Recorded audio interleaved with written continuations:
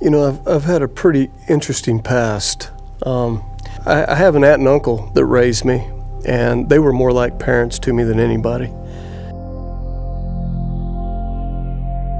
While I was cruising down the boulevard in my uncle's truck with a loaded pistol and a bunch of cocaine in the floorboard, that I hit another vehicle.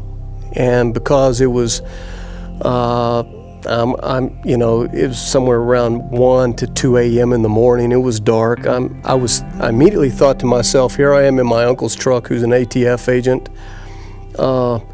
with a loaded pistol and a bunch of cocaine. I'm out of here, I'm out of Dodge. So I left the scene. When I got to their house, of course, I'd been up for several days hammering pretty hard. When I got into their house, I passed out in the game room there right next to the pool table. And when I woke up around 6 to 7 hours later, the presence of God was all around me. As I laid there on that floor, I began to stare at the ceiling, thinking, what is His presence? Because at that time in my life, I had no clue what Baptists were, or Catholics, or Pentecostals, or Charismatics. The church thing was real foreign to me. But all I know is I was laying there on that floor and the presence of God was all around me. And as I was laying there on the floor staring up to the ceiling for about an hour, I looked back and I recognized that the Spirit of God was dealing with my heart concerning all the bitterness and the rage. I was a raging maniac. Finally, after about an hour of laying there on the floor, I looked up into the ceiling there and I verbalized out loud. And I said, if there's a God out there, I need to know who you are, where you are, and what you are. And I mean, wham, just like that. I mean, I was converted into the kingdom of heaven.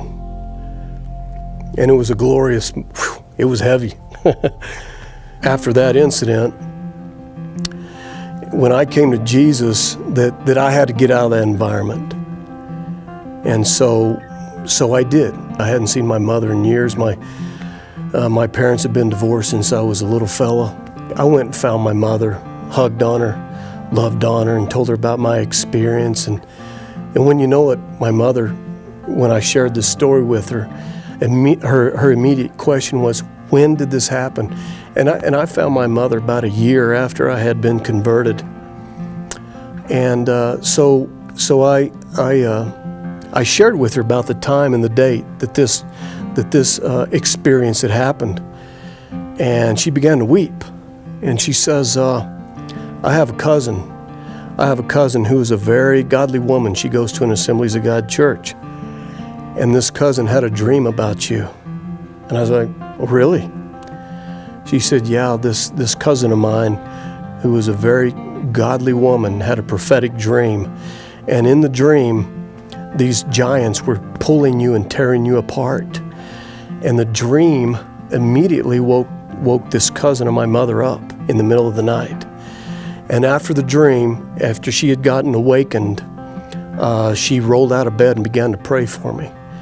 Well, this woman went back to bed and slept the rest of the night and got up the next morning and made phone calls to people around the world, people that she knew in the mission field, people she knew all over, to pray for me because God had given this woman a prophetic dream. And it was right at the same time that this experience had happened with me in my uncle's house there in a suburb of Dallas. I don't care how we come into the kingdom, it's all glorious and it's all good.